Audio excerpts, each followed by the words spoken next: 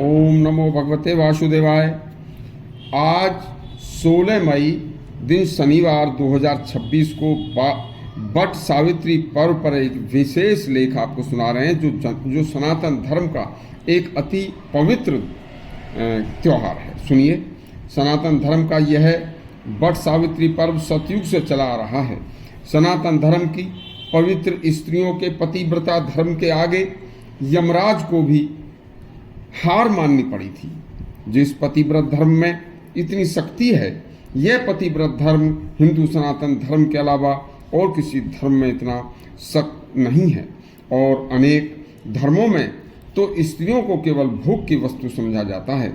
पतिव्रता का नामो निशान भी नहीं है। आपने सत्यवान सावित्री की कथा तो खूब सुनी होगी, लेकिन अब आप अपने विवाहित बहन बेटियों के लिए वह बहन बेटियां क्या करें वो सुनिए। 16 मई को सुबह ब्रह्म मुहूर्त में उठकर अपने घर की प्रतिदिन की तरह अपने हाथ से साफ सफाई करके घर के पूजा घर में साफ सफाई के बाद स्वयं स्नान करके और धुले वस्त्र पहनकर भगवान विष्णु व माता लक्ष्मी के समक्ष लाल फूल व गंगा जल का लोटा अर्पित करें। स्वयं लाल साड़ी व लाल दुपट्टा ओढ़ें तथा पूरे घर में शांत स्वर्ग जैसा माहौल बनाकर पूरा परिवार भगवान विष्णु की आराधना करे। ओम नमो भगवते वासुदेव का कम से कम 108 बार जप करें और लाल फूल गंगा जल में मिलाकर एक लोटा जल भगवान सूर्य को अर्घ दें।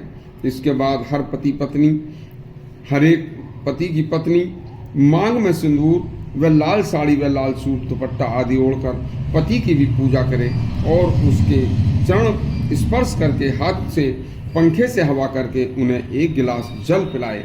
हाथ में प्यार से उस पवित्र प्यार से भगवान की कृपा से पिलाया हुआ जल उस पति के लिए अमृत बन जाता है।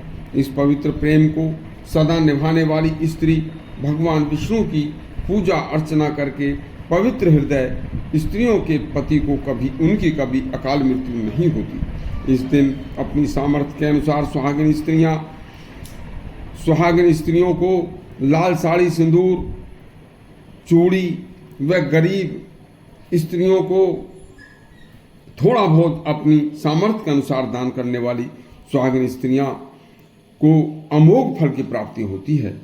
जो स्त्री कभी अपने पति पर गुस्सा नहीं करती, सदा सौम्य स्वभाव से पति की सेवा तथा घर हमेशा भगवान विष्णु की पूजा करके अपने बच्चों को हर दिन प्यार से बोलना सत्य मार्ग की बातें सिखाती हैं, उसके घर हमेशा लक्ष्मी का वास होता है। माता लक्ष्मी हमेशा जो उनके पति भगवान विष्णु की पूजा करते हैं उन पर सदा प्रसन्न रहती हैं। माता लक्ष्मी ने एक बार देवताओं की पत्नी से कहा था कि बहन, जो स्त्री पतिव्रता होगी सदा सुहागिन रहेगी तथा मेरा भी उसके घर में सदा वास रहेगा।